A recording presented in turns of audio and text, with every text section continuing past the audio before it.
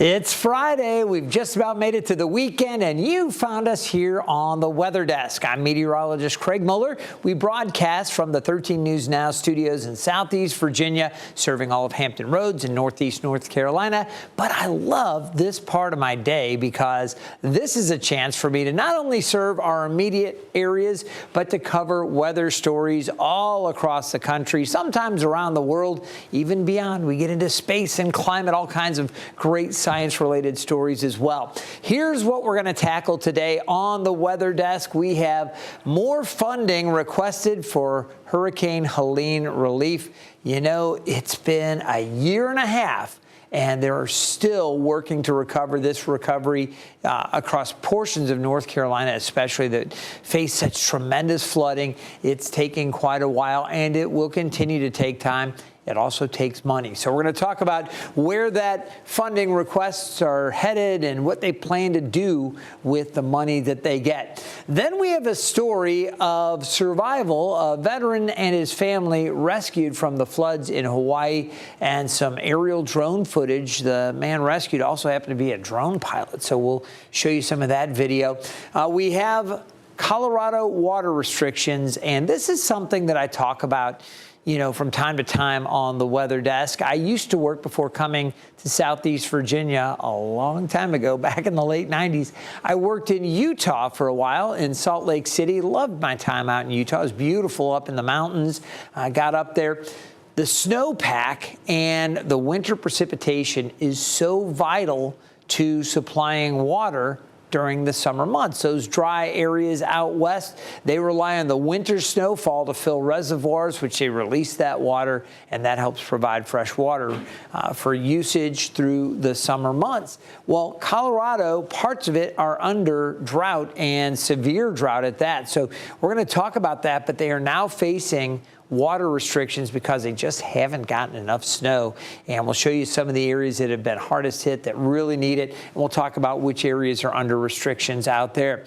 We also have more on the cherry blossoms. And if you are a regular viewer of the Weather Desk, we hope you are.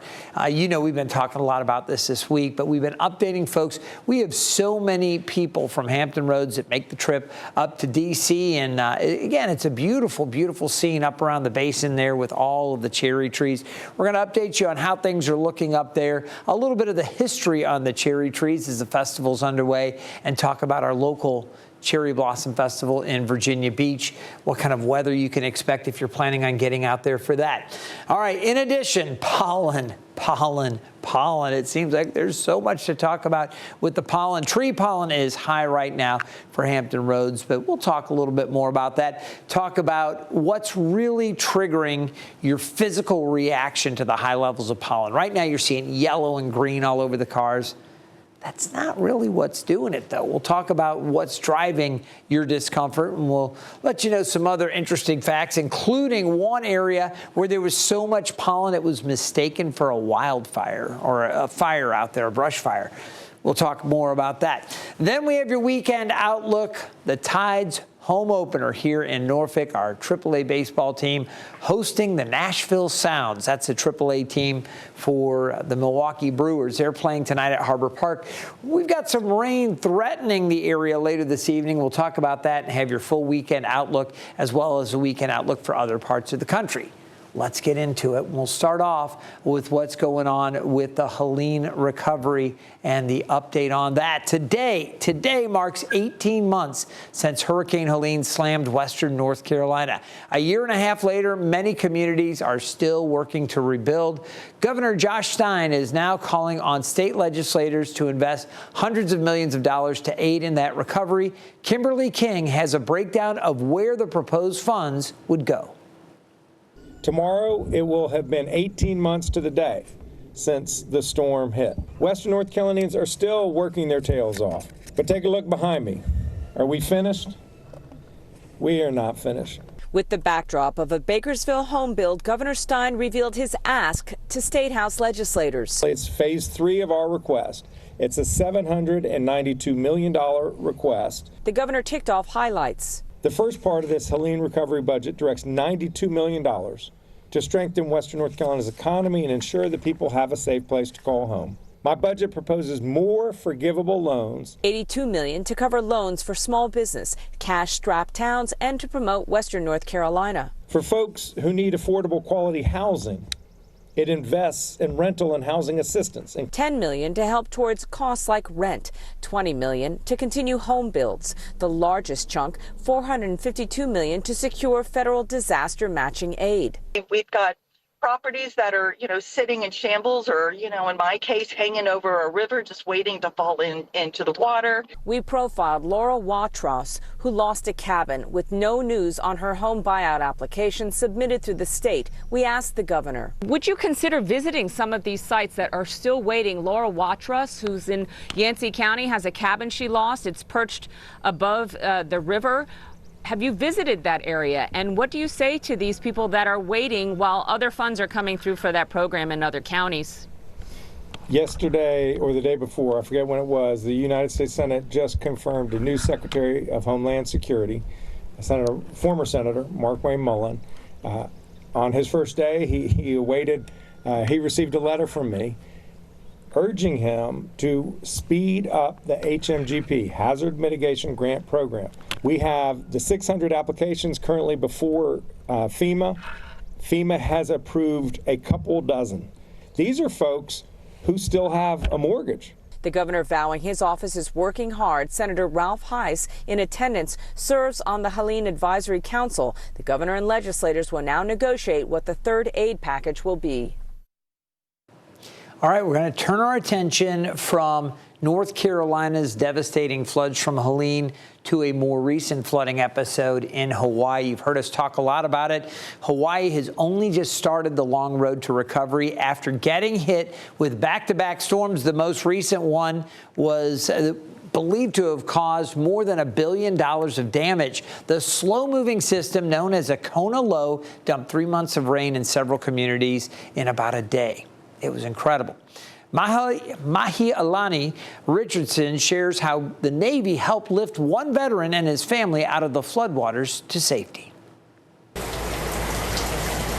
Friday's overnight storm flooded the first floor of Tyson Byram's Haleiwa home on Waialua Beach Road. It was just scary as could be. We were sitting with flashlights watching refrigerators and there goes another cooler or there goes a trash can and just boats.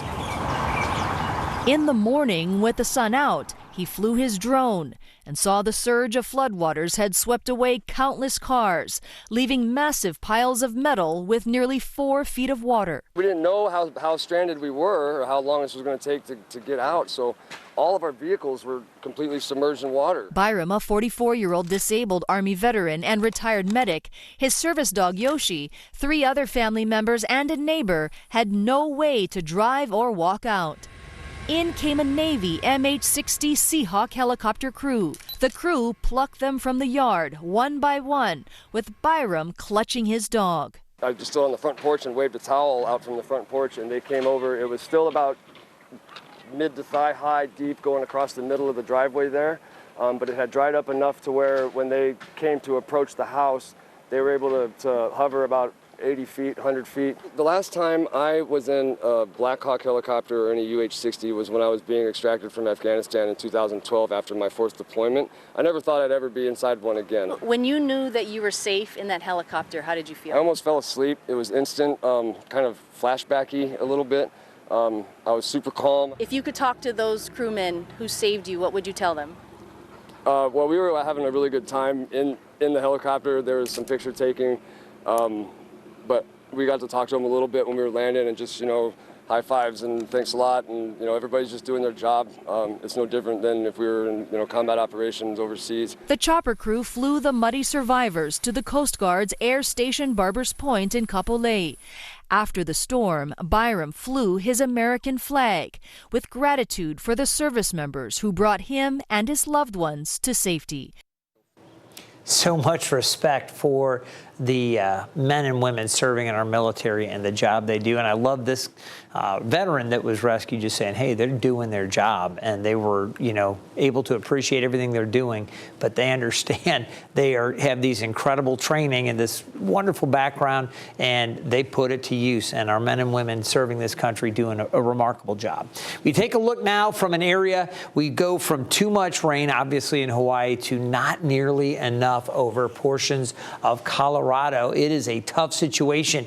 Denver is now under stage 1 drought restrictions. The goal is to cut water use by 20%. That's because the area's water supply, the reservoirs, are at 80% capacity, and snowpack levels are at historic lows. For residents, it means mostly it just boils down to restrictions on watering lawns. They can face fines up to $500 for violating guidelines on when to water.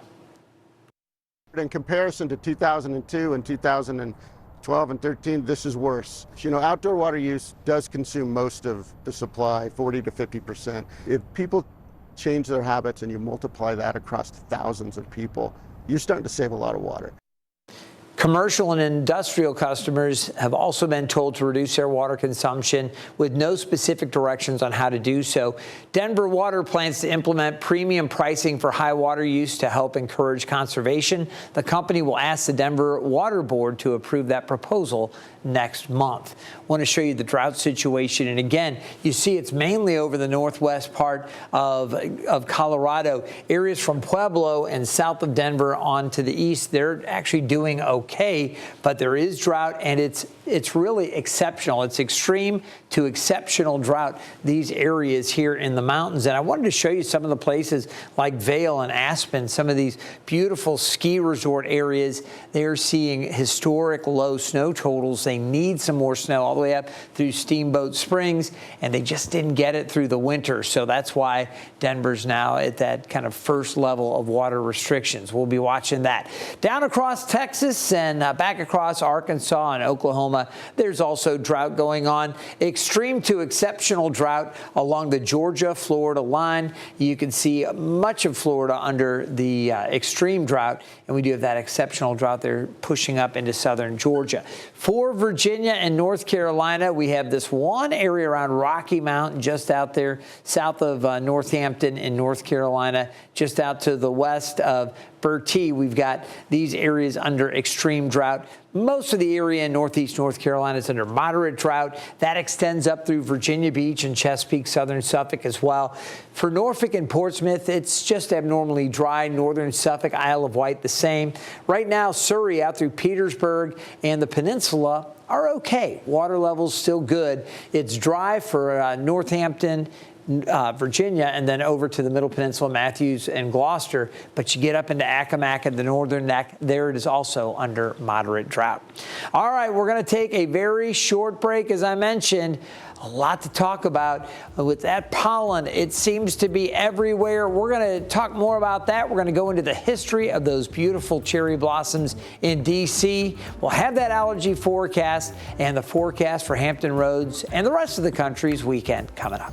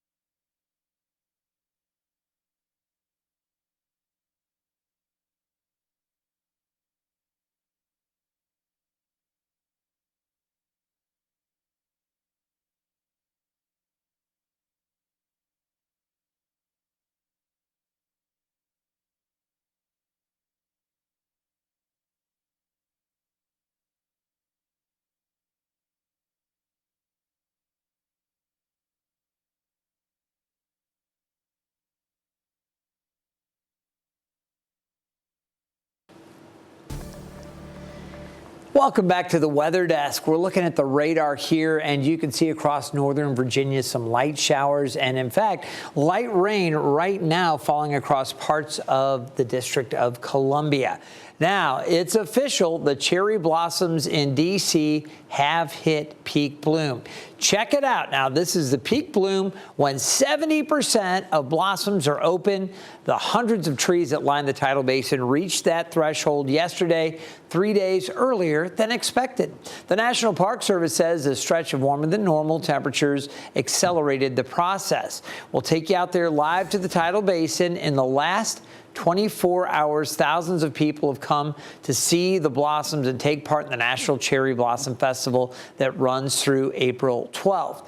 And if you're concerned about the cherry blossoms and the rain right now, it is not believed. What's falling right now is very light. This isn't the type of storminess or heavy rain that can really damage the blossoms or take a lot of them off the trees. This is just light stuff, and this is going to come through this morning. Things will improve a little bit later this afternoon in D.C., setting up what will be a cooler but nice weekend to enjoy the Cherry Blossom Festival. Now, you may be wondering, how did the National Cherry Blossom Festival come to be? Our sister station in D.C. has a closer look at how the decades-old tradition got started. The National Park Service says the mayor of Tokyo, Yukio Ozaki, donated 2,000 trees to the district in 1909. But when they reached the States, many of the trees were too diseased to be planted. So Japan sent more than 3,000 new trees. They arrived on March 26, 1912, and started being planted the very next day. A few dozen of those original trees still bloom on the tidal basin each year. For the first few years after the trees were planted, small ceremonies were held to mark the anniversary of Japan's gift. That evolved into the first public cherry blossom festival in 1935. It expanded from 1 week to 2 weeks of celebrations in 1994. And the history doesn't end there. Since the United States is celebrating its 250th anniversary this year, Japan, well, they're gifting another 250 cherry trees to the district. Here you can see many have already been planted to help replace the ones removed for seawall repairs at the tidal basin in 2024. We're going to head south now and give you a reminder. Virginia Beach, well, we're also celebrating the cherry blossoms. The annual Cherry Blossom Festival kicks off at Red Wing Park today and runs through April 3rd. These pictures were snapped last Friday when the trees were at stage 5 in the blooming process. The city expected them to hit peak bloom on Wednesday, which lasts a few days. So you have plenty of time to check them out, but just keep this in mind. Whether you plan to go see them or not, you can expect heavy traffic there on General Booth Boulevard. We've been talking about that for the past few days, and that's got to be the case as the festival goes on. Now, you take a look here at the forecast for the Cherry Blossom Festival here in Virginia Beach at Red Wing Park. It's going to be mostly sunny both Saturday and Sunday. If you're getting out there today, we're going to see increasing clouds. Most of the day is going to be fine. Temperatures mild. It's a little breezy out there, and temperatures are going to fall this afternoon. Look for cooler weather, temperatures right around 50 on Saturday, but then upper 50s to near 60 on Sunday. That's why I've generally put up 50s for the weekend. On Saturday, we've got gusty winds coming in from the north and the northeast. On Sunday, the winds will be lighter and more variable, shifting around. So that's a look ahead to the weekend and the Cherry Blossom Festival in Virginia Beach. Now we need to talk about allergies and that allergy forecast. Again, tree pollen, it's high today. No shock there. Cedar, birch, and sycamore all doing their thing. But we're not the only place that's dealing with pollen. Let's zoom into Iowa, and you see Des Moines here popping up on the map, just down to the southwest of that in the town of Creston. We're going to focus on that. A 911 call about a possible grass fire in Creston turned out to be a false alarm.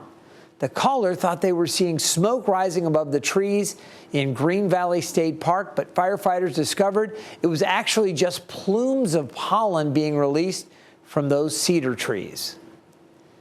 Believe it or not, all that pollen, this nasty green and yellow stuff you're seeing on the car and on the ground, this isn't really what's causing that stuffy nose, maybe that cough or that eye irritation.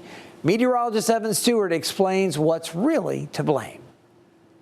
Well, it's that time of year again. The sniffles and the sneezes are here. It is pollen season. It is allergy season. And if the top of your deck or your car looks anything like this, you know, you have that coating of yellow. Well, that's pine pollen, and believe it or not, even though it's out there in abundance, pine pollen is not what's causing you to sniffle and sneeze. The human eye can see anything that is about over 50 microns, and the grains of pine pollen are actually a little bit larger, 60 to 90 microns. That's just a little bit too large to really get up into your nose and into your sinuses. So even though it's abundant out there, pine pollen is not what's causing you to sneeze. As a matter of fact, even allergies to pine pollen are pretty rare. Oak pollen, that, however, is one of the bigger issues. And add in all the other flowers that are out there producing pollen that's smaller than 50 microns. As a matter of fact, oak pollen is around 24 to 38 microns. That's what gets into your respiratory system. That's what causes all the sniffles and the sneezes and the watery eyes. So it's oak pollen that you can blame, as well as some other tree pollen that is smaller than that 50 micron limit that can just really get up into your system. Now, it was just recently announced that this year, Virginia Beach is the second worst city for allergy sufferers just because of all the pollen that is out there. So what can you do to help relieve those allergy symptoms? Well, of course, you can go inside, keep those windows closed, and wash your clothes as you come indoors. Otherwise, the only thing you can really rely on is time and maybe a little rain to clear that pollen away. And we do have some rain coming up later in the day, really tonight. That should help knock it down for a bit. But with the sunshine back over the weekend, that's going to open everything right back up. And I wanted to share with you the wind gusts recorded across the region. This is also stirring up the pollen a bit more. Norfolk, Virginia Beach, Melfa, Wallops Island, these areas all with gusts over 30 miles per hour. Mania with a gust of 30 as well. So it's been really breezy.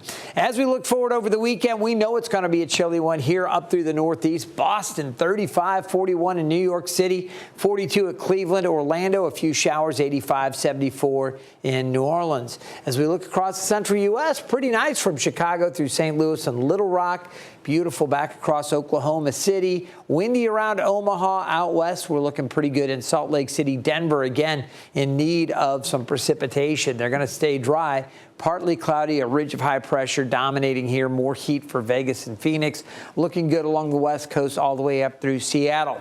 As we get into Sunday, the back half of the weekend, we start to warm it up. Not as cold as what we're going to see Saturday. Temperatures recovering. You can see as we look across the central U.S., Dallas at 85, Oklahoma City, breezy 82, back up around 70 in St. Louis, 77 at Omaha, and 62 in Chicago. Out west, chances for wet weather around Seattle. Maybe a little rain-snow mix for portions of Washington State into Idaho and Montana. San Francisco and L.A., low to mid-70s, still low 90s in Vegas and mid-90s around Phoenix. So that's the national outlook for the weekend. Here's what's happening in Hampton Roads. Close to 50 on Saturday. On Sunday, will be around 59 degrees. Mostly sunny, a tad milder, not as windy. On Saturday, it's going to be breezy. Sunday, the winds will be relaxing. So here's the satellite and the radar images. We're in good shape now. We've got our frontal boundary. As we put the winds on, you're going to notice those winds are going to shift around later on. And as we go through the day already, and I did this analysis, I put this up about half an hour ago. You can see how the winds are progressing. That wind shift, that front would actually be located about here right now. So that's how much it's progressed in the last half hour. We're going to see this settling down to the south as we get into the noon hour, and just beyond that, the temperatures really fall with the temperatures behind that front much cooler. You'll also notice through the afternoon, low rain chances here, but off to the north, some showers possible. And then into the evening, this is where the northern third of the area starts to see showers. I think the metro area probably getting them a little bit later in the evening. The Tide's home opener hosting the Nashville Sounds, and what we're going to find with the Sounds coming into town, chances for showers later this evening. The start of the game, hopefully okay. I think rain showers developing during the later innings. So take some rain gear with you. Plan on having a good time. Know that it's going to be cooler and breezy out there. Temperature yesterday up to 79. Today, we're going to be back into the mid to upper 70s. But again, those winds are going to shift later on. You see the gusts here most recently to 30 miles per hour at Virginia Beach. We've seen gusts 25 to 30 at the airport. Currently upper 60s. It is a warm day, or at least a warm start to the day. Temperatures up from this time yesterday, but the afternoon temps will be tumbling. So we just want to make sure everybody's aware of that. Looking out, we've got this next warm up after a chilly weekend. Next week is going to be much warmer once again. And that extended outlook, you see what are the normal conditions in the central U.S. We should still be pretty close to average right here in Hampton Roads. Drier conditions prevailing on the West Coast, and the temperatures getting above normal and staying above normal. This is April 4th through April 10th for the southeast U.S. through the mid-Atlantic. Much of the country expecting a warmer stretch of weather. Right now, the Thompson Creek Window Company Sky View showing you the partly sunny skies. Nice start to the day, 68. It is breezy, west-southwest winds at 20 miles per hour. Out on the water, small craft advisories for the bay and the ocean. The waves are going to be building, the seas as well, 3 to 5 feet, occasionally a 6-footer there. Gusts up to 30 knots. Small craft want to stay in port. As we look ahead with the forecast, I want you to know again that front sagging southward, and that rain that you see off to the north is eventually going to find its way to Hampton Roads. Clouds increase through the afternoon. You'll notice this updated futurecast keeping the rain to the north. This is through 8 o'clock. Again, Harbor Park right here. Most of the showers should be north through about 8 or so. A couple of the models do bring a little bit down ahead. Wouldn't surprise me we get a passing shower earlier than this, but the bulk of the rain should stay north through 8 o'clock. As we go past, say, 8:30 or 9, that's when the rain starts to fill in. And by 10 o'clock, we could have some moderate rain across the region. We're looking for anywhere from 1/4 of an inch up to about 4/10. Maybe 1/2 an inch of rain if we get some heavier pockets. But right now it's looking like 1/4 to maybe 4/10 of an inch of precip coming through. The rain moves out early tomorrow, and then tomorrow with the north winds, cooler weather, highs only around 50. We're going to see temperatures staying chilly tomorrow. Then the winds shift back around, and by Sunday afternoon, we're back into the upper 50s to near 60. After that nice warm up.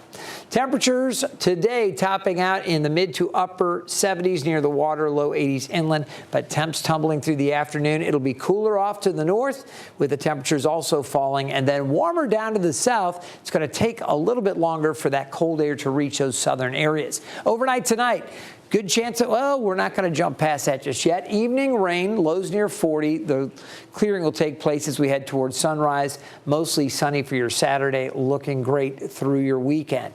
Cooler, but nice. The warm up next week, there you go. We'll get back up feeling very spring-like into early next week. I hope you've enjoyed this edition of the Weather Desk. Remember, you can always get the latest news, traffic, weather on the go with the 13 News Now mobile app. We encourage you to check that out, and I hope you have a wonderful weekend.